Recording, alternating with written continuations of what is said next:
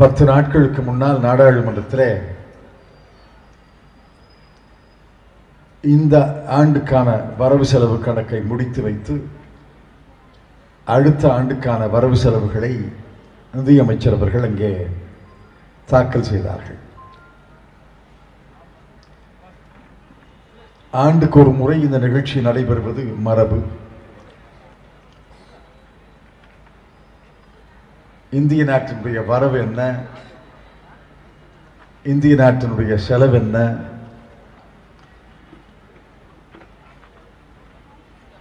வரவுக்கும் செலவுக்கும் என்ன வேறுபாடு என்பதையெல்லாம் தெரிந்து கொள்ள வேண்டிய ஆர்வம் இன்று மக்கள் மத்தியிலே வந்திருக்கிறது.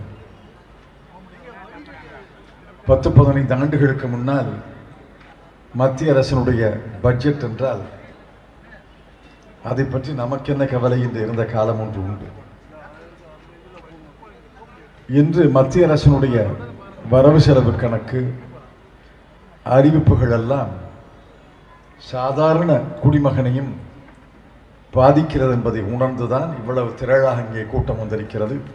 உங்கள் அனைவரையும் நான் வருக வருக என்று வரவேற்று என்னுடைய நன்றியை நான் தெரிவித்துக் கொள்கிறேன்.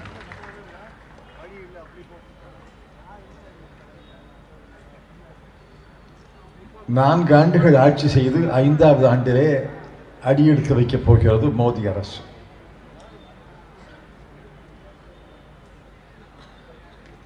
நான்கு ஆண்டுகள் ஆட்சி செய்த பிறகு இந்திய பொருளாதாரம் எந்த நிலையிலே இருக்கிறது?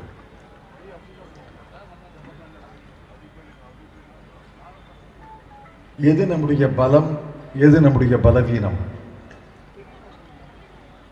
எதை செய்ய வேண்டும், எதை செய்யக்கூடாது, மக்களுடைய தேவை என்ன, மக்களுடைய கவலை என்ன, மக்கள் எதை எதிர்பார்க்கிறார்கள், இவற்றையெல்லாம் உணர்ந்துதான் ஒரு நிதி அமைச்சர் அவர்கள் வரவு செலவு கணக்கை தாக்கல் செய்ய வேண்டும்.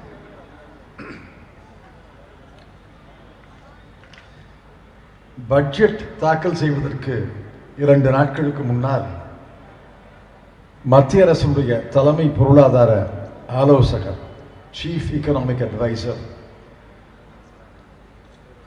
இந்திய நாட்டின் பொருளாதாரத்தை பற்றி ஒரு ஆய்வு அறிக்கை தாக்கல் செய்வது மரபு. அந்த வகையிலே இந்த ஆண்டும் ஒரு ஆய்வு அறிக்கையை தாக்கல் செய்தார்கள். அந்த ஆய்வு அறிக்கை என்ன சொன்னது என்பதை நீங்கள் தெரிந்து கொள்ள வேண்டும்.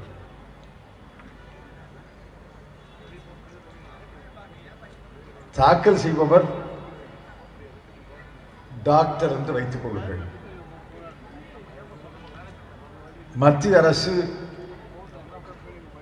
ஒரு மனிதன் என்று வைத்துக் கொள்ளுங்கள். அந்த மனிதனுடைய உடல் நலம் எப்படி இருக்கிறது? இரத்த அழுத்தம் ஒழுங்காக இருக்கிறதா? இரத்த ஓட்டம் ஒழுங்காக இருக்கிறதா? சர்க்கரை வியாதி இருக்கிறதா? கண் பார்வை சரியாக இருக்கிறதா? கால் கையெல்லாம் செயல் இழக்காமல் செயல்படுகின்றனவா? உடல் எடை சீராக இருக்கிறதா? இதய துடிப்பு ஒழுங்காக இருக்கிறதா என்பதையெல்லாம் பார்ப்பதுதான் டாக்டருடைய வேலை.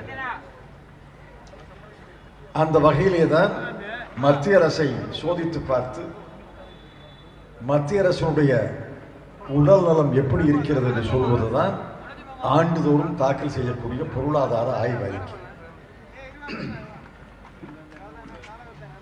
அந்த ஆய்வு அறிக்கையிலே இறுதியிலே என்ன சொல்கிறார்கள்?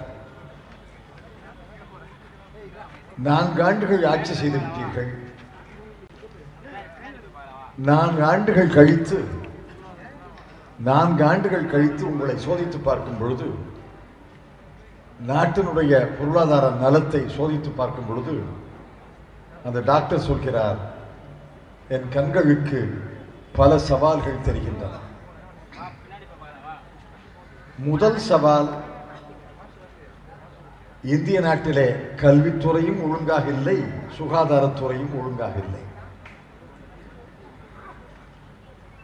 இரண்டாவது சவால்,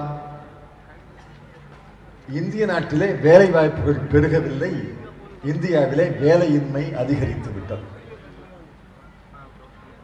மூன்றாவது சவால்,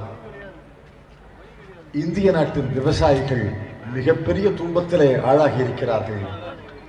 இந்திய மக்களிலே 60% மக்கள் வேளாண் துறை, விவசாயத்துறை நம்பி இருப்பவர்கள்.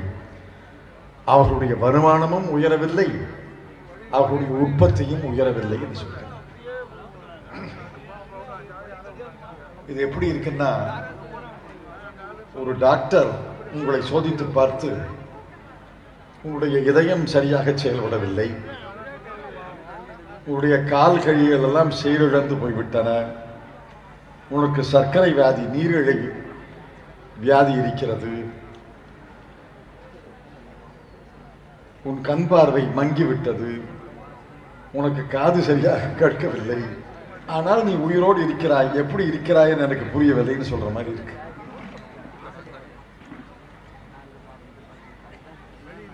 நான் இந்திய நாட்டு மக்களை பார்த்து, இந்திய நாட்டு மக்களின் சார்பிலே அரசை பார்த்து கேட்கிறேன். நீங்கள் கொண்டு வந்த டாக்டர், 2014ஆம் ஆண்டு நீங்கள் பணிக்கு அமர்த்திய டாக்டர், உலகிலே பலரால் மதிக்கப்படுகிற ஒரு பொருளாதார நிபுணர். அவர் தமிழ்நாட்டை சார்ந்தவர் என்பது இன்னொரு பக்கம். அந்த டாக்டர் அரவிந்த் சுப்பிரமணியம் அவர்கள் இந்த அரசுடைய தலைமை பொருளாதார ஆலோசகர் அவர்கள். 3.5 ஆண்டுகளுக்கு முன்னால் உங்களால் பணியிலே அமர்த்தப்பட்டவர். அவர் சொல்கிறார், கல்வித்துறை சரியாக இல்லை, சுகாதாரத்துறை சரியாக இல்லை, விவசாயத்துறை வீழ்ச்சி அடைந்து விவசாயிகள் மிகப்பெரிய துன்பத்துக்கு ஆளாகி இருக்கிறார்கள், இளைஞர்களுக்கு வேலை வாய்ப்பில்லை, வேலையின்மை கூடிவிட்டது என்று சொல்கிறார் என்றால், நான் அந்த அரசை பார்த்து கேட்க விரும்புகிறேன், 4 ஆண்டுகள் பதவியிலே இருந்தீர்களே, கல்வித்துறை, சுகாதாரத்துறை, விவசாயத்துறை, வேலைவாய்ப்புத்துறை, அனைத்து துறையும் சீரழிந்து போயிருக்கிறதே, இந்த 4 ஆண்டுகளுக்கு என்னதான் செஞ்சீங்க நீங்க 4 ஆண்டுகள் என்று நான் கேட்க விரும்புகிறேன். 4 ஆண்டுகள் பதவியில் இருந்தவர்கள், 4 ஆண்டுகள் நாங்கள் தான் இந்த நாட்டை ஆள பிறந்தவர்கள் என்று மார்தட்டி கொண்டவர்கள், 55 ஆண்டுகள் காங்கிரஸ் கட்சி ஆட்சியிலே எதுவுமே நடைபெறவில்லை என்று சொன்னவர்கள், இந்தியா சுதந்திரம் பெற்றதே 2014ஆம் ஆண்டு மே மாதம் 16ஆம் தேதி என்பதைப் போல ஒரு கதையை அவிழ்த்து விட்டவர்கள், 70 ஆண்டுகளிலே செய்யாததை 4 ஆண்டுகளிலே நாங்கள் செய்திருக்கிறோம் என்று செங்கோட்டையில் இருந்து ஆண்டுதோறும் உரையாற்றக்கூடிய, பேருரையாற்றக்கூடிய பிரதமர், அவரை பார்த்து நான் கேட்கிறேன், கல்வித்துறை சரியில்லை, சுகாதாரத்துறை சரியில்லை, விவசாயத்துறை வீழ்ச்சி அடைந்து விட்டது, விவசாயிகள் துன்பத்திலே ஆளாகி இருக்கிறார்கள், வேலை வாய்ப்புகள் உருவாகவில்லை, வேலையின்மை கூடிவிட்டது என்று உங்கள் பொருளாதார நிபுணர் ஆலோசகர் சொல்கிறார் என்றால் என்னதான் செய்தீர்கள் 4 ஆண்டுகள்? 4 ஆண்டுகள் என்னதான் செய்தீர்கள்? அந்த 4 ஆண்டுகள் முடிந்த பிறகு 5வது ஆண்டு அங்கே நம்முடைய அருமை நண்பர் திருநாவுக்கரசர் சொன்னதைப் போல 5வது ஆண்டு பட்டம் விடுகிறார்கள். இந்த வானத்தில் பட்டம் பறப்பதை பார்த்து பார் பார் பட்டம் பறக்குதுன்னு சொல்ற மாதிரி 4 ஆண்டுகளிலே செய்ய முடியாததை இந்த ஓராண்டிலேயே செய்ய போகிறார்கள். 4 ஆண்டுகளிலே உருவாக்காத வேலை வாய்ப்புகளை ஓராண்டிலே உருவாக்கி விடுவார்களா? 4 ஆண்டுகளிலே சீரமைக்க முடியாத கல்வித்துறையை, சுகாதாரத்துறையை ஓராண்டிலே செம்மைப்படுத்தி விடுவார்களா? 4 ஆண்டுகளிலே வீழ்ந்து கிடக்கக்கூடிய விவசாயியை தூக்கி நிறுத்த முடியாதவர்கள் ஓராண்டிலே தூக்கி நிறுத்தி விடுவார்களா? யாரை ஏமாற்றுகிறார்கள்? 2014 இந்தியாவிலே 31% வாக்காளர்கள் ஏமாந்தார்கள் என்பதை நான் மறுக்கவில்லை. 31% வாக்காளர்கள் பாரதிய ஜனதா கட்சிக்கு வாக்களித்தார்கள் என்பதல்ல, 31% வாக்காளர்கள் ஏமாந்தார்கள். மோடி அரசு வந்தவுடன் நம்முடைய வங்கி கணக்கிலே 15 லட்சம் ரூபாய் ஏறப்போகிறது சொன்னாரா இல்லையா? உங்கள் கணக்கிலே 15 லட்சம் ரூபாய் ஏற்றப் போகிறார். ஒருவேளை இன்னைக்கு சனிக்கிழமை செய்ய முடியல, திங்கக்கிழமை ஏத்தினாலும் ஏத்துவார். போய் பாருங்க.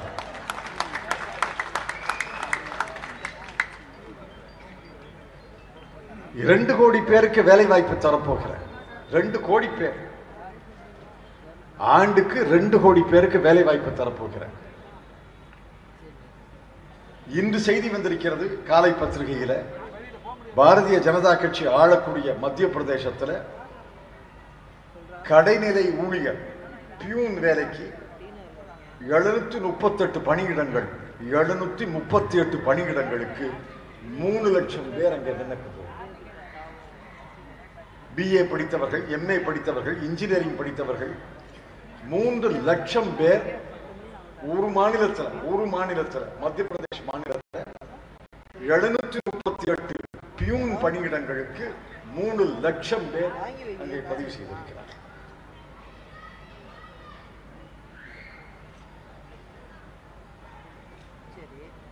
ஆக 4 ஆண்டுகளுக்கு முன்னால் ஒரு முறை ஏமாந்தது போதும், இன்னொரு முறை நீங்கள் ஏமாந்து விடக் கூடாது என்று எச்சரிப்பதற்காக நான் வந்திருக்கிறேன்.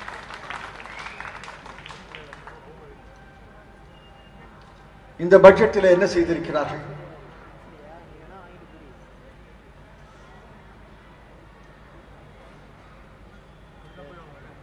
யாருக்கு வரி சலுகை தந்திருக்கிறார்கள், யாருக்கு அனைத்து சலுகைகளும் மறுக்கப்பட்டிருக்கின்றன பார்க்கிறோம்.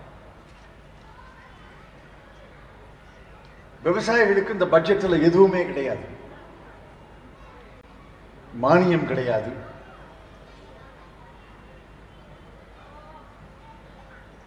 இலவச மின்சாரம் கிடையாது, சலுகை விலையிலே உரங்கள் கிடையாது, சலுகை விலையிலே பூச்சி மருந்து கிடையாது,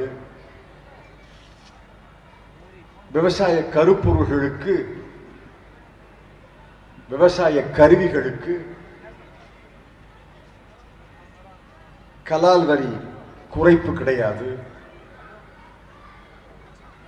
எதுவுமே கிடையாது. ஆனால் ஒரு மிகப்பெரிய சித்திரத்தை உருவாக்கி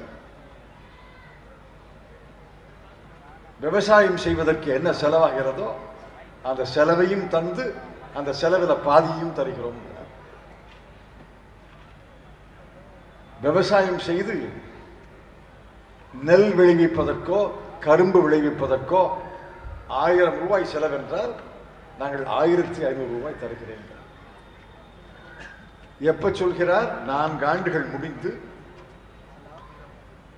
5வது ஆண்டிலே அடியெடுத்து வைக்கும் பொழுது, சம்பா அறுவடை முடிந்து குறுவடை அறுவடை வருவதற்கு இன்னும் 9 மாதங்கள் இருக்கின்றன. இந்த நேரத்தில் சொல்றார், இந்த 4 ஆண்டுகளிலே இதுவரைக்கும் 4 சம்பா 4 குருவை முடிஞ்சிருச்சு. 4 சம்பா 4 குருவையில தராத ஒரு விலையை 5வது ஆண்டு தரப்போவதாக சொல்கிறார்.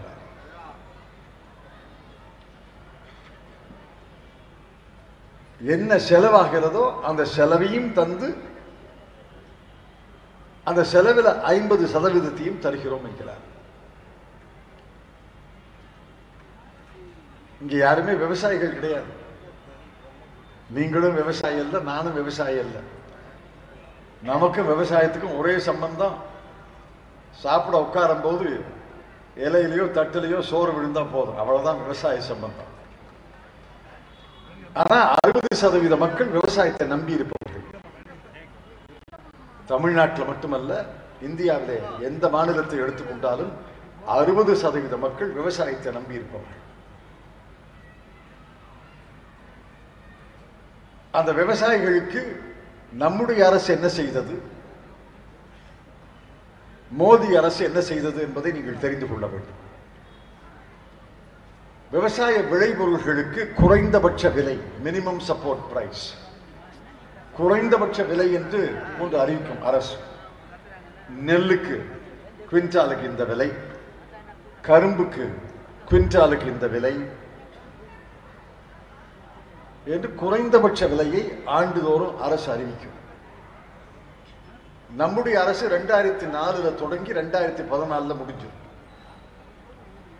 இந்த 10 ஆண்டுகளிலே குறைந்தபட்ச விலை எந்த பொருளை எடுத்துக்கொண்டாலும் குறைந்தபட்ச விலையை 2 மடங்காக்கியது நம்முடைய அரசு. 100% கூட்டித்தது. 2004ஆம் ஆண்டு குவிண்டாலுக்கு 1800 ரூபான்னா 2014ஆம் ஆண்டு குவிண்டாலுக்கு 3600 ரூபா. 2004ஆம் ஆண்டு குவிண்டலுக்கு 300 ரூபான்னா 2014ஆம் ஆண்டு குவிண்டலுக்கு 600 ரூபா. எந்த பொருளை எடுத்துக்கொண்டாலும், எந்த விவசாய விளைபொருளை எடுத்துக்கொண்டாலும் 2004ல் என்ன விலை தந்தோமோ அதை 2 மடங்காக்கியது நம்முடைய அரசு. 10 ஆண்டுகளிலே 2 மடங்கு என்பது ஆண்டுக்கு 10% வளர்ச்சி என்று கூறும். இந்த அரசு வந்தவுடன் விவசாயிகள் வயிற்றிலே அடித்தார்கள். முதல் ஆண்டு வெறும் 5 ரூபாய் கூட்டி தந்தார்கள். பல விளைபொருள்களுக்கு விலையை கூட்டி தரல. பல விளைபொருள்களுக்கு வெறும் 5 ரூபாய், குவிண்டாலுக்கு 5 ரூபாய். ஆகவேதான் இந்திய நாட்டில் விவசாயி மிகப்பெரிய துன்பத்தில் ஆளானார். டாக்டர் அரவிந்த் சுப்பிரமணியம் அறிக்கையிலே சொல்கிறார், விவசாயியுடைய வருமானமும் கூடவில்லை, விவசாயத்துறையிலே உற்பத்தியும் கூடவில்லை. இந்த 4 ஆண்டுகளிலே விவசாயியுடைய வாழ்க்கை தரம் குறைந்திருக்கிறது. அவனுடைய வருமானமும் கூடவில்லை, விவசாய கூலியும் கூடவில்லை, விவசாயத்தினுடைய உற்பத்தியும் கூடவில்லை என்று சொன்னார்.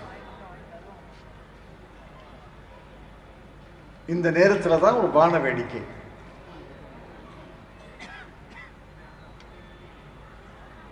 எனக்கு ஹிட்லருடைய ஞாபகம் தான் வருது. ஹிட்லருக்கு கோயபல்ஸ் என்ற ஒரு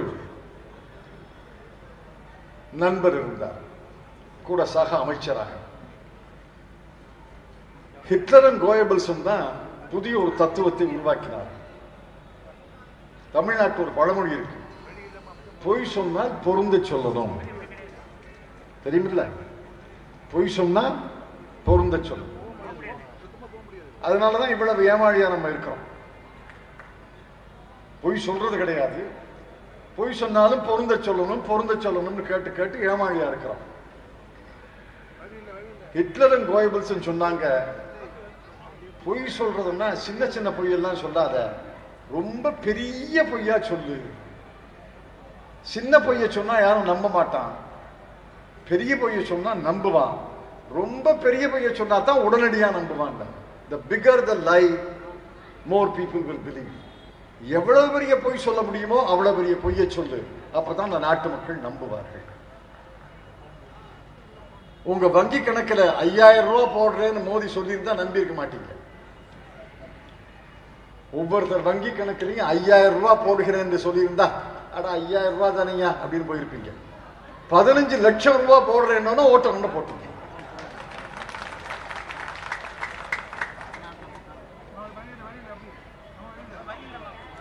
ஆண்டு ஒன்றுக்கு 1,00,000 பேருக்கு வேலை வாய்ப்பு தர்றேன்னா நம்பி இருக்க மாட்டீங்க. ஆண்டு ஒன்றுக்கு 2 கோடி மக்களுக்கு வேலை வாய்ப்புன்னு எல்லாரும் அட இன்னும் 2 பிள்ளைய பெற்றுக்கூடாதான்னு நினைக்கிறீங்க. அது பொய் சொன்னாலும் பெரிய பொய்யா சொல்லணும் என்பதை அறிந்து வைத்த நம்முடைய பிரதமர் அவர்கள் சும்மா அளந்து விட்டார் பொய்யா. அந்த வகையில தான் இந்த பொய். இதைத்தான் ஹிந்தியில ஜும்லாங்கிறாங்க.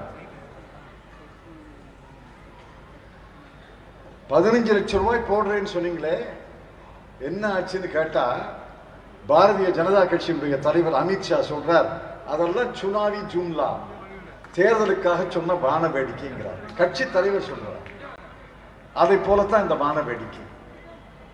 4 ஆண்டுகள் விவசாயியின் வயிற்றிலே அடித்தவர்கள் இந்த ஆண்டு ஒரு மிகப்பெரிய பொய்யை சொல்லி விவசாயிகளுக்கு நாங்கள் செலவு போக 50% தரப்போகிறோம் என்று சொல்கிறார்களே, இதற்கு நிதிநிலை அறிக்கையிலே நிதி ஒதுக்கி இருக்கிறார் என்று கேட்டால் ஒதுக்கல.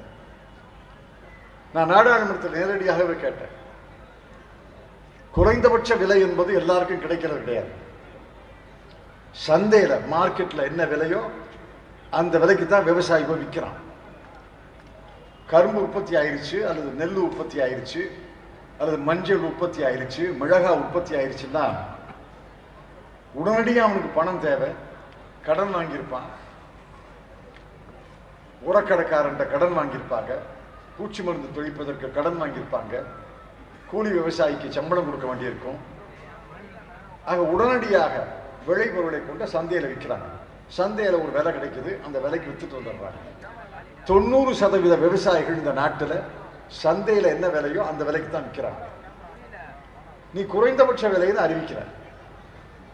சந்தை விலை குறைந்தபட்ச விலையை விட குறைவாக இருந்தால், நீ அறிவித்த குறைந்தபட்ச விலை 1000 ரூபாய், சந்தையிலே 700 ரூபாய் என்றால் அந்த 300 ரூபாயை யார் தர போறாங்கன்னு கேட்டேன்.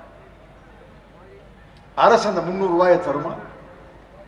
குறைந்தபட்ச விலையை அறிவிக்கிறீர்களே, சந்தை விலைக்கும் குறைந்தபட்ச விலைக்கும் வேறுபாடு இருந்தால், குறைந்தபட்ச விலையை விட சந்தை விலை குறைவாக இருந்தால் அந்த வேறுபாட்டை அரசு தருமான்னு கேட்டேன். இதுவரைக்கும் பதில் கிடையாது. இதை விட ஒரு பெரிய பொய்யை யாருமே சொல்ல முடியாது. ஆக விவசாயிகளின் வயிற்றிலே இந்த பட்ஜெட் அடித்திருக்கிறது. அடுத்தது நடுத்தர மக்கள். வேலை பார்க்கிறோம், சம்பாதிக்கிறோம், சில பேர் வரி கட்டுறோம், வருமானத்தில் சேமிக்கவும் செய்கிறோம். சேமிப்பு வங்கியில் போட்டா 4%. சேமிப்ப 500 ரூபா நோட்டு 1000 ரூபா நோட்டை வச்சிருந்தா திடீர்னு நோட்டு செல்லாதுங்கிறாங்க.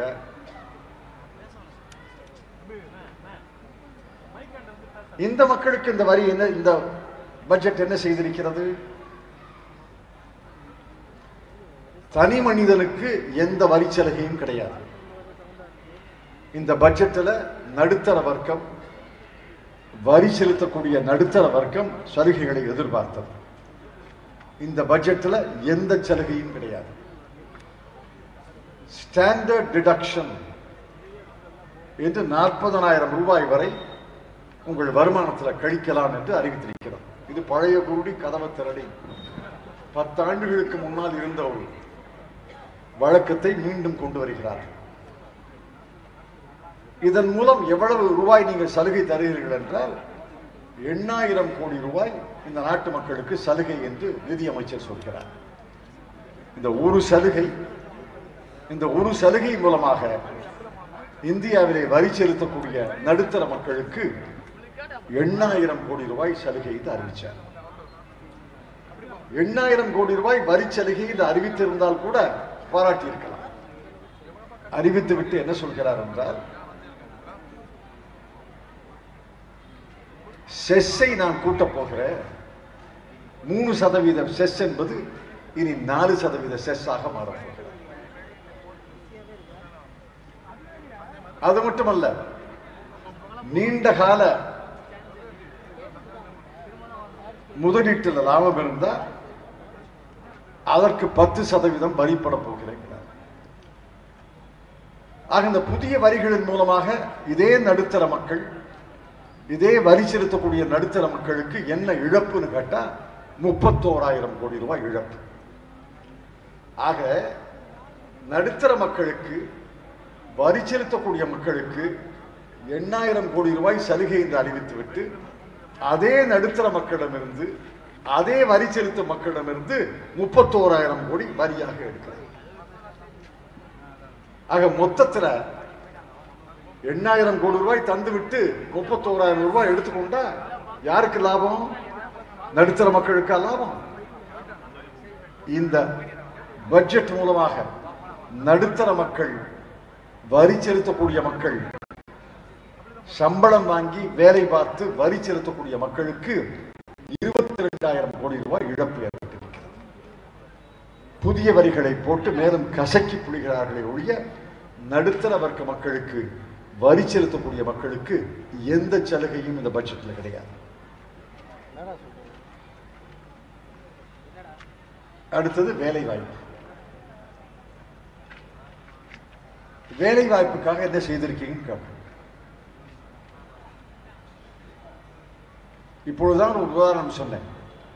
மத்திய பிரதேசத்தில் 738 கடைநிலை ஊழியர் பதவிக்கு 3 லட்சம்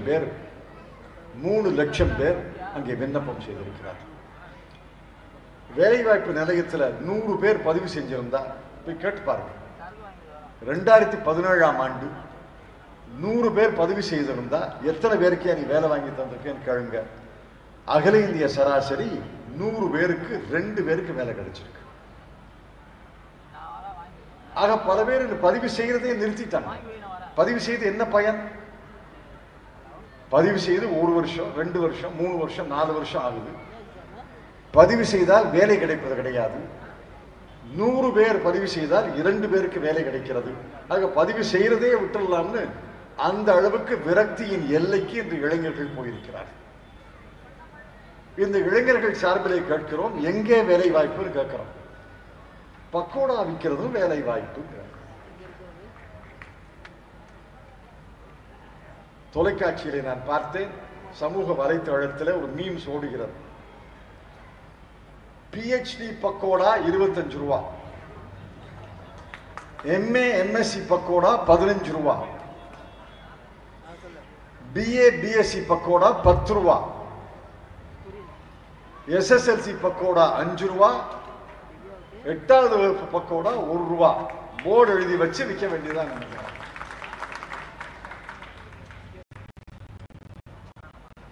இந்த பக்கோடா காதர்னு ஒருத்தர் இருந்தார், இருக்காரா இல்லையா தெரியுமா? நான் சொல்லவில்லை, நண்பர் திருநாவுக்கரசும் அவர் சொல்லவில்லை, மக்கள் சொல்வதைத்தான் சொல்கிறார். பக்கோடா காதருக்கு பதிலாக பக்கோடா பிரதமர் வந்திருக்கிறார். இதை நான் சொன்னதாக ஊடகங்கள் எழுதிவிடக்கூடாது, திருநாவுக்கரசு அவர்கள் சொன்னதாக ஊடகங்கள் எழுதிவிடக்கூடாது. சமூக வலைத்தளத்தில் என்ன வருகிறதோ அதைத்தான் சொல்கிறோம். இப்படியா இந்திய மக்களை இழிவுபடுத்துவது? இப்படியா படித்த இளைஞர்களை இழிவுபடுத்துவது? வேலை வாய்ப்பு எங்கே என்று கேட்கிறோம். பக்கோடா சுட்டு விட்டா கூட வேலை வாய்ப்புங்கிறாங்க. வேலை வாய்ப்புக்கு இந்த பட்ஜெட்ல எந்த திட்டமும் கிடையாது. இன்னும் சொல்ல போனால் பணமதிப்பு நீக்கத்தின் மூலமாக இந்த GST என்ற சட்டத்தை, நல்ல சட்டத்தை குலைத்து சிதைத்து அவசர குறுக்கையாக அமல்படுத்துவதன் காரணமாக பல சிறு நடுத்தர தொழில்கள் நலிந்து பல பேருக்கு வேலை இழந்திருக்கிறார்கள். இன்னைக்கு என்ன பார்க்க வந்தார், பொள்ளாச்சியிலிருந்து ஒருத்தர், சிறிய தொழில் நடத்துபவர், நடுத்தர தொழில், மகளுக்கு கல்யாணத்துக்காக அழைக்க வந்தார். இப்போ 1 மணி நேரத்துக்கு முன்னாடி எப்படி இருக்கு தொழில்னு கேட்டேன். பணமதிப்பு நீக்கத்துக்கு பிறகு GST வரி விதிப்பு அமலுக்கு வந்த பிறகு 40% என்னுடைய தொழில் சரிந்திருக்கிறதுங்கிறார். மும்பையில மகாராஷ்டிரா பிரதேஷ் காங்கிரஸ் கமிட்டியில ஒரு அலுவலக செயலாளர் இருக்கிறார். அவருடைய குடும்பம் அங்கே உணவு விடுதி நடத்துகிறது, ரெஸ்டாரண்ட் நடத்துகிறது. எப்படி இருக்கு தொழில்னு கேட்டேன். பணமதிப்பு நீக்கத்துக்கு பிறகு GST வரிமுறை அமலுக்கு வந்த பிறகு 50% என்னுடைய தொழில் குறைந்திருக்கிறதுங்கிறார். எனக்கு டெல்லியில அங்கே சலூன் வைத்திருக்கக்கூடிய நண்பர், இஸ்லாமிய சமுதாயத்தை நண்பர், அகமதுன்னு பேர், அவர் தான் எனக்கு முடி வெட்டுறார். இன்னும் கொஞ்சம் நாளைக்கு முடி வெட்ட முடியும் நான் நம்புறேன். அவர் தான் எனக்கு முடி வெட்டுறார். தொழில் எப்படி இருக்குன்னு கேட்டேன். 50% தொழில் குறைந்திருக்குங்கிறார். அது எப்படி முடி வெட்டுறதை நிறுத்திட்டாங்களான்னு கேட்டேன். அப்படி இல்லை, 1 மாதத்துக்கு ஒரு முறை முடி வெட்டியவர்கள் இப்ப 2 மாதத்துக்கு ஒரு முறை வெட்டுகிறார். தொழில் குறையில, 1 மாதத்துக்கு ஒரு முறை முடி வெட்டியவர்கள் 2 மாதத்துக்கு ஒரு முறை முடி வெட்டுகிறார்கள். அதல்ல, முன்னாடி எல்லாம் முடி வெட்ட வந்தா இந்த நிறைய முடி வைத்திருக்காங்களே இளைஞர்கள், ஷாம்பு செய்யணும்னு சொல்லி அதுக்கு பணம், அப்புறம் முகத்துக்கு மசாஜ் ஃபேஷியல் செய்யணும்னு அதுக்கு பணம், அப்புறம் கால் நகத்தை வெட்டுவது, கை நகத்தை வெட்டுவது அதுக்கு பணம். இப்ப வரக்கூடியவர்கள் நீ முடிய மட்டும் வெட்டினா போதும், எதுவும் பண்ண மாட்டாங்கிறாங்க. ஆக வருமானம் குறையுது. ஆக அனைத்து தொழில்களுக்கும், அனைத்து தொழில்களும் 30% 40% குறைந்திருக்கிறது. சிறு நடுத்தர தொழில்கள் தான் வேலை வாய்ப்பை உருவாக்குகிறார்கள். பல பேருக்கு அது தெரியுது கிடையாது. வேலை வாய்ப்பு எங்கே இருக்கிறது? சிறு நடுத்தர தொழில்கள் தான், ஸ்மால் அண்ட் மீடியம் இண்டஸ்ட்ரி. இந்தியாவில் இந்த அரசு பணிக்கு அப்பால், அரசு பணியை விட்டுருங்க, அரசு பணிக்கு அப்பால் எங்கே வேலை வாய்ப்பு இருக்கிறது என்றால் பெரிய தொழில்கள் கிடையாது. பெரிய தொழில்களை பொறுத்தவரையில் ஒரு கணக்கு இருக்கு.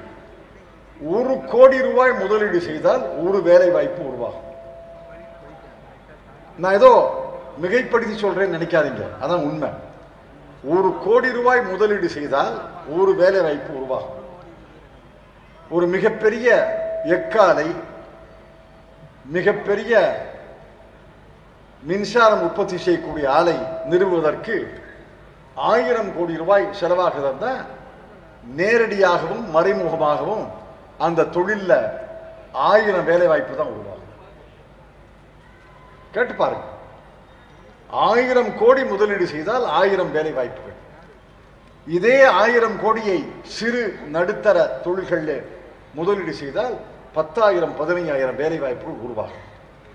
ஆகவேதான் இந்தியாவில் 90% வேலை வாய்ப்புகள், 90% எம்ப்ளாய்மெண்ட், 90% வேலை வாய்ப்புகள் சிறு நடுத்தர தொழில்கள் இருக்கு. அவையெல்லாம் சிதைஞ்சு போச்சு. திருப்பூருக்கு போய் பாருங்க. திருப்பூர்ல பெரிய பனியன் தொழிற்சாலைகள் இருக்கின்றன. அந்த பனியன் தொழிற்சாலைகள், ஆயத்தாடை தொழிற்சாலைகள், மேலாடை தொழிற்சாலைகளுக்கு துணை தொழிற்சாலைகள், துணை தொழில்கள் வேணும். பட்டன் தைக்கிறதுக்கு, அது போன்ற சின்ன சின்ன காரியங்களை செய்வதற்கு சிறிய சிறிய தொழில் பட்டறைகள் இருக்கும். திருப்பூர்ல பழைய பஸ் ஸ்டாண்ட்னு ஒரு இடம் இருக்கு. அதுக்கு ஏன் பழைய பஸ் ஸ்டாண்ட்னா, அங்கதான் முன்னாடி பஸ் ஸ்டாண்ட் இருந்துச்சு, இப்ப புதிய பஸ் ஸ்டாண்ட் வந்துருச்சு. ஆகவே அந்த இடத்துக்கு பழைய பஸ் ஸ்டாண்ட். அந்த பழைய பஸ் ஸ்டாண்ட்ல ஏறத்தாழ 1000 தொழில் பட்டறைகள் இருந்தன. பனியன் தொழிற்சாலைகளுக்கு துணை தொழிற்சாலையாக 1000 தொழில் பட்டறைகள் இருந்தன. இன்னைக்கு போய் பாருங்க, 300 400 கூட செயல்படவில்லை. 700 தொழில் பட்டறைகள் மூடி கிடக்கின்றன. இதுதான் திருப்பூருடைய நிலைமை. திருப்பூருடைய நிலைமை இதுதான் என்றால் மற்ற ஊர்களை பற்றி சொல்ல வேண்டிய அவசியமே கிடையாது. ஆக பணமதிப்பு நீக்கத்துக்கு பிறகு ஜிஎஸ்டி வரிமுறையை சிதைத்து குலைத்து அமலாக்கிய பிறகு இன்று சிறு நடுத்தர தொழில்கள் சிதைந்து விட்டன. வேலை வாய்ப்புகளே கிடையாது. யாராவது முதலீடு செய்கிறார்கள் என்றால் யாரும் முதலீடு செய்வது கிடையாது. புதிய முதலீடுகள் குறைந்து விட்டன. ஒரு காலத்தில் 7-8 ஆண்டுகளுக்கு முன்னாடி இந்திய பொருளாதாரத்தில் 35% முதலீடு. இன்னைக்கு அது 29% குறைந்திருக்கிறது. 6% குறைந்திருக்கிறது. தனியார் முதலீடு அபூர்வமாக போய்விட்டது. பத்திரிகையை திறந்து பாருங்க, 3000 கோடி ரூபாய்க்கு இன்று பூமி பூஜை செய்யப்பட்டது. ஒரு விளம்பரம் வருதா? புதிய தொழிற்சாலை 3000 கோடி ரூபாயிலே இன்று திறப்பு விழா நடந்தது. ஒரு விளம்பரம் வருதா? எடுத்து பாருங்க, பழைய பத்திரிகை எடுத்து பாருங்க. ஏதாவது ஒரு 3000 கோடி ரூபாய்க்கு ஒரு தொழிற்சாலை, 2000 கோடி ரூபாய்க்கு ஒரு தொழிற்சாலை, அடிக்கல் நாட்டு விழா, பூமி பூஜை அல்லது திறப்பு விழா என்று ஏதாவது ஒரு விளம்பரம் வருதா? வர்றது கிடையாது. காரணம், இது தனியார் முதலீடு செய்வது கிடையாது. ஆக வேலை வாய்ப்புகள் உருவாகல. வேலை வாய்ப்புகள் இல்லாமல் இன்று பல லட்சம் இளைஞர்கள் அங்கே மிகப்பெரிய துன்பத்துக்கு ஆளாகி இருக்கிறார்கள். அந்த இளைஞர்களை பார்த்து வேலை வாய்ப்பை உருவாக்குவதற்கு ஒரு வழியும் இந்த பட்ஜெட் சொல்லவில்லை. மாறாக பாரத பிரதமர் அந்த இளைஞர்களை பழித்து சொல்கிறார். பக்கோடா விற்கிறது கூட ஒரு வேலை என்கிறார்.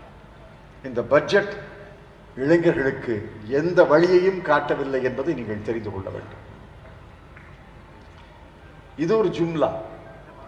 நாங்கள் வேலை வாய்ப்பை உருவாக்கி விட்டோம் என்று சொல்வது ஒரு ஜும்லா, ஒரு வான வேடிக்கை, ஒரு மிகப்பெரிய பொய்.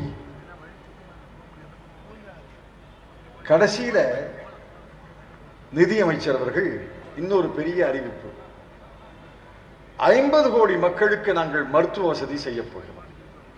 எவ்வளவு? அந்த நம்பர்லாம் ஒண்ணுமே புரியாது யாருக்கும். 5, 5000, 50,000 சொன்னா புரியும். 50 கோடி மக்கள் அப்படியே எல்லாரும் மயக்கம் போட்டு விழுந்துடுறோம்.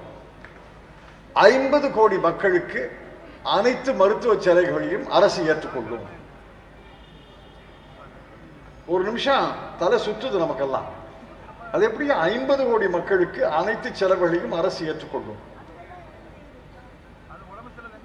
பழைய கதையை புரட்டி பார்த்தா 2 ஆண்டுகளுக்கு முன்னால் 2016-17 பட்ஜெட்ல இதே அறிவிப்பை இந்த நிதியமைச்சர் வெளியிட்டார்.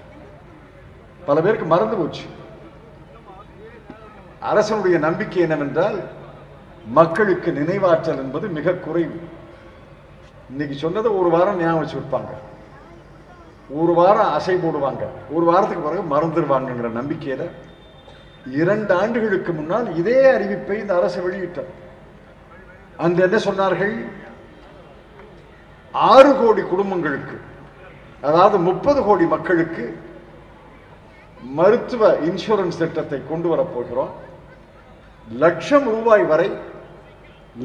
ரூபாய் வரை அவர்களுக்கு செலவே கிடையாது. அந்த செலவை அரசும் இன்சூரன்ஸ் கம்பெனியும் ஏற்றுக்கொள்ளும் சொன்னார். எடுத்து பாருங்க. 2 ஆண்டுகளுக்கு முன்னால் இதே நிதியமைச்சர், இதே மோடி அரசு அன்றைய பட்ஜெட்டிலே அறிவித்தது 6 கோடி குடும்பங்கள் 30 கோடி மக்களுக்கு 1 லட்சம் ரூபாய் வரை அனைத்து மருத்துவ செலவுகளையும் நாங்கள் ஏற்றுக்கொள்கிறோம். என்ன நடந்துச்சு? திட்டம் வகுத்தார்களா? கிடையாது. திட்டத்துக்கு அமைச்சரவை ஒப்புதல் கிடைத்ததா? கிடையாது. திட்டத்துக்கு நிதி ஒதுக்கப்பட்டதா? கிடையாது. திட்டம் அமலுக்கு வந்ததா? இல்லை. திட்டம் செயலாக்கப்பட்டதா? கிடையாது. மறந்து போச்சு. எல்லாருக்கும் மறந்து போச்சு.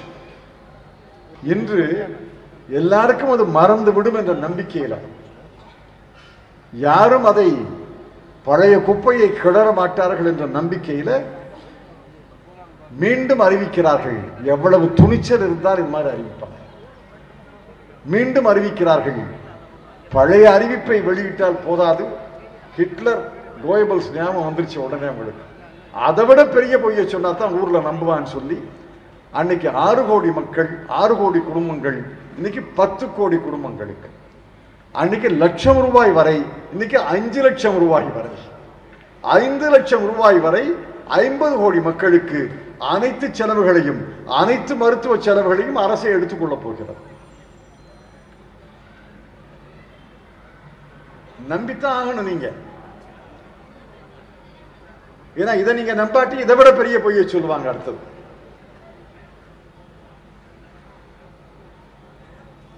எங்களுக்கெல்லாம் மிகுந்த மலைப்பாக இருந்தது. பட்ஜெட் உரையை கேட்ட பிறகு மலைத்து போய் அந்த பட்ஜெட் ஆவணங்களை எல்லாம் புரட்டி பார்த்து எவ்வளவு ரூபாய் நிதி ஒதுக்கிறார்கள் பார்த்தா ஒதுக்கியிருக்காங்க நிதி. இவ்வளவு பெரிய திட்டத்துக்கு 50 கோடி மக்களுக்கு அனைத்து மருத்துவ செலவுகளையும் 5 லட்சம் ரூபாய் நபருக்கு என்று எவ்வளவு நிதி ஒதுக்கிறார்கள் என்றால் 0. 1 ரூபாய் கூட ஒதுக்கல. 1 ரூபாய் கூட ஒதுக்கல. என்னையா அது? 1 ரூபாய் கூட ஒதுக்காம இந்த மாதிரி திட்டத்தை அறிவிக்கிறீங்கன்னா இதற்கு தேவையான நிதிகளை எதிர்காலத்திலே நாங்கள் திரட்டுவோம். எதிர்காலத்தில் எப்படி திரட்டுவாங்க? வீதி வீதியா போய் குப்பை தொட்டியில தேடுவாங்களா? எதிர்காலத்தில் எங்கேருந்து நிதி திரட்டுவாங்கன்னு நான் கேட்கிறேன். மக்களை எந்த அளவுக்கு கசக்கி புளிய முடியுமோ அந்த அளவுக்கு கசக்கி புளிஞ்சாச்சு. எதிர்காலத்தில் இந்த திட்டத்துக்கு எவ்வளவு தேவை என்று நான் சொல்கிறேன். அந்த பணத்தை வரி போட்டா திரட்ட போறாங்க. இந்த திட்டம் செயல்பட வேண்டும் என்றால் ஆண்டு ஒன்றுக்கு காப்பீட்டு தொகை, இன்சூரன்ஸ் பிரீமியமாக 1,00,000 கோடி ரூபாய் தேவைப்படும். 1,00,000 கோடி ரூபாய். 1% என்று வைத்துக் கொண்டால் கூட 50,000 கோடி ரூபாய். 2% பிரீமியம் என்று வைத்துக் கொண்டால் 1,00,000 கோடி ரூபாய். 3% என்று வைத்துக் கொண்டால் 1,50,000 லட்சம் கோடி ரூபாய். இதில் 50,000 விட்டுருவோம், 1,50,000 லட்சத்தையும் விட்டுருவோம். 1,00,000 கோடி ரூபாய் தேவைப்படும். 1,00,000 கோடி ரூபாய் தேவைப்படக்கூடிய ஒரு திட்டத்துக்கு 1 ரூபாயை கூட ஒதுக்காமல் தன்னுடைய 5வது ஆண்டிலே காலெடுத்து வைக்க போற அரசு சொல்லுகிறது, உங்களுக்கெல்லாம் மருத்துவ செலவே நீ கிடையாது, நாங்க எடுத்துக்கிறோம். இதைவிட ஒரு மகத்தான ஜும்லா இருக்க முடியாது. இதைவிட ஒரு மாபெரும் பொய்யை ஒரு அரசு சொல்ல முடியாது. இதைவிட ஒரு பொய்யை சொல்ல வேண்டும் என்றால் பெரிய மந்திரவாதி தான் வரும். எனக்கு தெரிந்த பெரிய மந்திரவாதி பிசி சர்க்கார்னு ஒருத்தர் இருந்தார். தெரியுமா உங்களுக்கு? பிசி சர்க்கார் ஒரு பெரிய மந்திரவாதி இருந்தார். அவரை விட பெரிய மந்திரவாதியாக இந்த மோடி சர்க்கார் மாறி இருக்கு. பிசி சர்க்காரெல்லாம் உதவவே உதவாது. பிசி சர்க்கார்லாம் தூக்கி எறிஞ்சிருங்க. உலகத்திலேயே மிகப்பெரிய மந்திரவாதி யார் என்றால் மோடி சர்க்கார். விவசாயத்துக்கு எதுவும் செய்யவில்லை, கல்வித்துறைக்கு எதையும் செய்யவில்லை, சுகாதாரத்துறைக்கு எதையும் செய்யவில்லை. குறைந்தபட்ச விலையை தரப்போகிறேன் என்று நிதியே ஒதுக்காமல் அறிவிக்கிறது. வேலை வாய்ப்புக்கு எதையும் செய்யவில்லை. திடீரென்று 50 கோடி மக்களுக்கு நாங்கள் மருத்துவ செலவை எடுத்துக் கொள்கிறோம் என்று ஒரு மிகப்பெரிய பொய் மூட்டையை அவிழ்த்து விடுகிறது என்றால் இதைவிட ஒரு மந்திரவாதி இருக்க முடியாது. இந்த மந்திரவாதிக்கு 5 ஆண்டுகள் தந்தீர்கள், 4 ஆண்டுகள் முடிந்து விட்டன. நல்ல வேளையாக இன்னும் ஓராண்டு தானே இருக்கிறது என்று இறைவனுக்கு நன்றி சொல்ல வேண்டுமே தவிர எதையும் இந்த அரசிடம் எதிர்பார்க்க முடியாது. இந்த அரசை பற்றி மக்களுக்கு நன்றாகவே தெரிந்துவிட்டது. இந்த குஜராத்தில் திடீரென்று இளைஞர் தலைவர்கள் முளைக்கிறாங்கன்னா எப்படி முளைக்கிறாங்கன்னு யோசிச்சு பாருங்க. ஹர்திக் பட்டேல் திடீரென்று ஒரு தலைவர் முளைக்கிறார். ஜிக்னேஷ் மேவானி ஒரு தலித் தலைவர் முளைக்கிறார். அல்பேஷ் தாக்கூர் ஒரு பின்தங்கிய சமுதாயத்தை தலைவர் முளைக்கிறார். லட்சக்கணக்கில் மக்கள் கூடுகிறார்கள் அவர்கள் சொல்றதை கேட்கிறது. பாரதிய ஜனதா கட்சி அவர்களை பார்த்து நீங்கள் எல்லாம் ஜாதி தலைவர்கள் அப்படின்னு இழித்து பழித்து பேசுகிறது. எல்லாரும் ஒரு ஜாதியை சேர்ந்தவங்க தான். ஜாதி என்ற ஒரு அடையாளம் பிறக்கும் போதே மனிதனோடு ஒட்டி விடுகிறது. எவ்வளவுதான் தொடஞ்சு எரிஞ்சாலும் அந்த ஜாதி ஒட்டிக்கிட்டே இருக்கு. வேண்டாம்னு உதறித்தா கூட அந்த ஜாதி ஒட்டிக்கிட்டே இருக்கு. ஆனால் வெறும் சாதியத்தை வைத்து லட்சக்கணக்கான மக்களை திரட்ட முடியாது. வெறும் சாதியத்தை வைத்து லட்சக்கணக்கான இளைஞர்கள் ஒரு இடத்துல திரள மாட்டார்கள். லட்சக்கணக்கான இளைஞர்கள் இந்த குஜராத்திலே திரண்டார்கள் என்றால் அதற்கு காரணம் வேலை இல்லாமல். இந்த வேலை இல்லை என்ற குமரல் இருக்கிறதே, வேலை இல்லை என்ற பொறுமல் இருக்கிறதே, வேலை இல்லை என்ற அந்த பசி இருக்கிறதே, வேலை இல்லை என்ற அந்த கோபம் இருக்கிறதே, அந்த கோபமும் அந்த குமரலும் அந்த பொறுமலும் தான் இந்த லட்சக்கணக்கான மக்களை வீதிக்கு கொண்டு வந்திருக்கிறார். அதனுடைய விளைவுதான் குஜராத் தேர்தல். குஜராத் தேர்தலில் 150 இடங்கள் என்று அறிவித்தார் திரு அமித்ஷா அவர்கள். 150 இடங்கள். ஏற்கனவே அவர்களுக்கு இருந்தது ஏறத்தாழ 128 இடங்கள். 150 இலக்கு என்று அறிவித்தார். காங்கிரஸ் இல்லாத குஜராத்தை உருவாக்கப் போகிறேன் என்று சொன்னார். என்ன ஆச்சு கடைசியில? அமித்ஷாவுடைய சொந்த மாநிலம் குஜராத், நரேந்திர மோடி அவர்களுடைய சொந்த மாநிலம் குஜராத், அவர்களுக்கு ஆதரவாக இருக்கக்கூடிய பெரிய பெரிய கோடீஸ்வரர்களுடைய சொந்த மாநிலம் குஜராத். அவர்களுக்கு பணத்துக்கு பஞ்சமே கிடையாது. நரேந்திர மோடி அவர்களுடைய ஒவ்வொரு பேரணிக்கும் பல கோடி ரூபாய் செலவழித்தார்கள். ஒவ்வொரு கூட்டத்துக்கும் பல லட்சம் ரூபாய் செலவழித்தார்கள். 30-40 பேரணிகளிலே பிரதமர் பங்கேற்றார். ஒரு மாநில தேர்தலிலே ஒரு பிரதமர் 30-40 பேரணிகளிலே பேசுவது என்பது இதுவரை நடந்ததே கிடையாது. அவ்வளவு பிரம்ம பிரயத்தனம் செய்த பிறகு அவர்களுக்கு கிடைத்த இடங்கள் 99, காங்கிரஸ் கட்சிக்கு கிடைத்த இடங்கள் 80. இன்னும் ஒன்று சொல்றேன், 12 வாக்குச்சாவடிகளில் 12 பூத்துல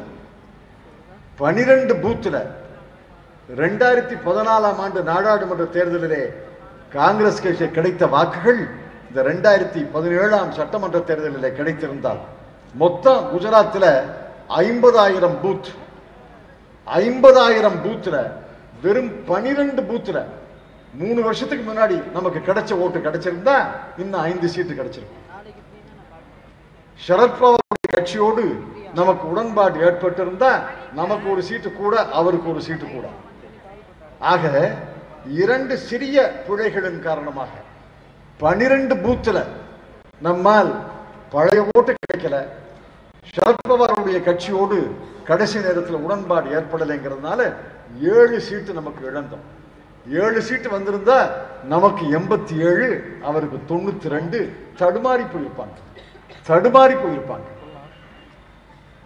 ஆக குஜராத் என்பது ஏதோ விதிவிலக்கல்ல. குஜராத் என்பது ஏதோ லாட்டரியில கிடைத்த பரிசு அல்ல. குஜராத் என்பது குஜராத் காங்கிரஸ் தொண்டர்களுக்கு, குஜராத் காங்கிரஸ் ஊழியர்களுக்கு, அவர்கள் உழைப்புக்கு கிடைத்த மிகப்பெரிய வெற்றி என்பதை மறந்துவிடக்கூடாது. குஜராத்தில் காங்கிரஸ் கட்சியினுடைய 4 பெரிய தலைவர்கள் தோல்வி அடைந்தார்கள். சட்டமன்ற எதிர்க்கட்சி தலைவர் தோல்வி அடைந்தார். முன்னாள் மாநில தலைவர் தோல்வி அடைந்தார். முன்னாள் முதலமைச்சருடைய மகன் தோல்வி அடைந்தார். ஆக 4 பெரிய தலைவர்கள் தோல்வி அடைந்தார்கள். யாருக்கு வெற்றி? லட்சக்கணக்கான உழைத்த தொண்டர்களுக்கு கிடைத்த வெற்றி, ஊழியர்களுக்கு கிடைத்த வெற்றி. அது ஏதோ திடீரென்று விதிவிலக்காக நடந்த நிகழ்வு அல்ல. அடுத்தது ராஜஸ்தான் வந்துச்சு. ராஜஸ்தான் என்ன ஆச்சு? அருமை நண்பர் திருநாவுக்கரசு அவர்கள் சொன்னார்கள், கடந்த தேர்தலில் அல்வர் தொகுதியில 2,20,000 வாக்கள் வித்தியாசத்திலே நம்முடைய வேட்பாளர் தோல்வி அடைந்தார். 2,26,000 வாக்குகள் வித்தியாசத்தில் தோல்வி அடைந்தார். இந்த முறை அதே அல்வர் தொகுதியில 1,96,000 வாக்குகள் வித்தியாசத்திலே காங்கிரஸ் கட்சி வெற்றி பெற்றார். கடந்த முறை அஜ்மீர் தொகுதியில நம்முடைய வேட்பாளர் 84,000 வாக்குகள் வித்தியாசத்திலே தோல்வி அடைந்தார். இந்த முறை 1,26,000 வாக்குகள் வித்தியாசத்திலே வெற்றி அடைந்திருக்கிறார். கடந்த முறை மண்டல்கர் என்ற சட்டமன்ற தொகுதியில பாரதிய ஜனதா கட்சி 12,000 வாக்குகள் வித்தியாசத்திலே வெற்றி அடைந்தது.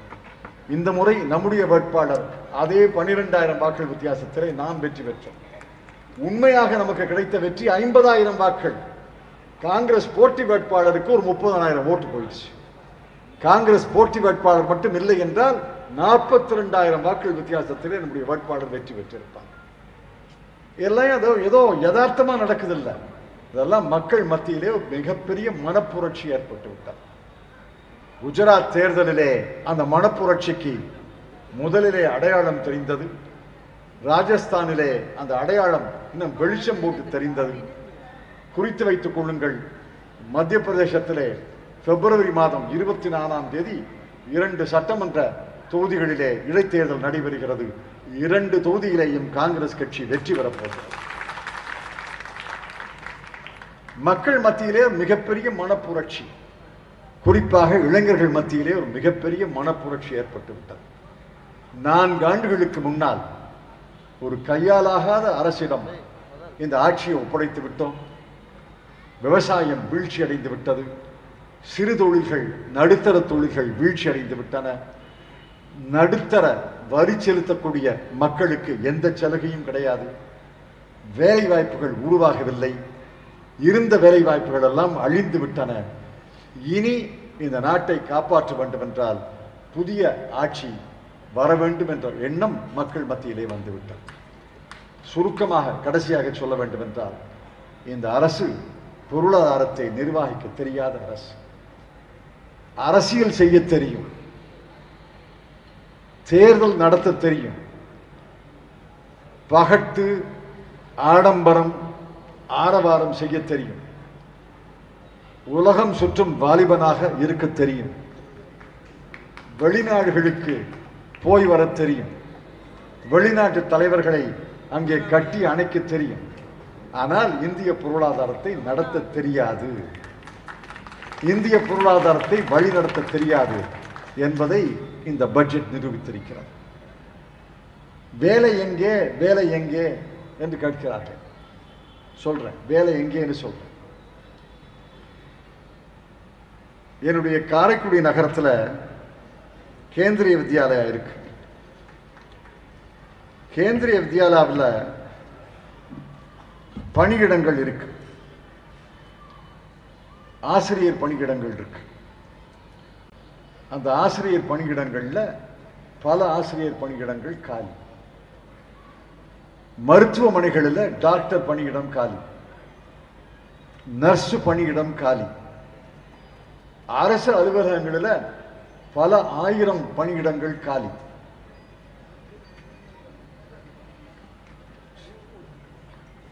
சிஆர்பிஎஃப்ல பல பணியிடங்கள் காலி, பிஎஸ்எஃப்ல பணியிடங்கள் காலி, ஐடிபிபில பணியிடங்கள் காலி. மொத்தம் எவ்வளவு பணியிடங்கள் துணை ராணுவத்தில் காலினா 75,000 பணியிடங்கள் காலி. டெல்லி அரசுல மட்டும் லட்சம் பணியிடங்கள் காலி. ஒவ்வொரு மாநிலத்திலேயும் உள்ள மத்திய அரசு அலுவலகங்கள் எடுத்தா பல லட்சம் பணியிடங்கள் காலி. இந்தியாவில் 1 லட்சம் பள்ளிக்கூடங்களிலே ஓர் ஆசிரியர், இன்னொரு ஆசிரியரை நியமிச்சாலே 1,00,000 வேலை வாய்ப்பு. மருத்துவமனையில் காலியாக இருக்கக்கூடிய நர்ஸுகள், செவிலியர்கள், டெக்னீஷியன்கள், பள்ளிக்கூடங்களிலே கல்லூரிகளிலே இருக்கக்கூடிய ஆசிரியர்கள் பணியிடங்களை நியமித்தாலே பல லட்சம் பணியிடங்களை நிரப்ப முடியும். இதையெல்லாம் அந்த அரசு செய்யாமல் நீங்க பக்கோடா சுட்டுவீர்கள் சொல்ல. இதை எவ்வளவு நாட்களுக்கு இந்த நாட்டு மக்கள் சகித்துக் கொள்ளப் போகிறார்கள் எனக்கு தெரியும். ஒன்று மட்டும் எனக்கு தெரிகிறது, எதை வேணுமானாலும் நடத்தட்டும், கும்பமேளாவை நடத்தட்டும், நான் வேண்டாங்கள. ஒலிம்பிக் பந்தயத்தை வேணாலும் கொண்டாந்து நடத்தட்டும், நான் வேண்டாங்கள. யோகா சம்மேளனத்தை நடத்தணும், நான் வேண்டாங்கள. ஆனால் இந்திய பொருளாதாரத்தை நடத்துவதற்கு இவர்களுக்கு தகுதியே கிடையாது என்ற முடிவுக்கு தகுதியே இல்லாதவர்கள் கையிலே இந்திய பொருளாதாரம் சிக்கி சீரழிகிறது. ஓராண்டுகளுக்கு இதை சகித்துக் கொள்வதை தவிர வேறு வழி கிடையாது.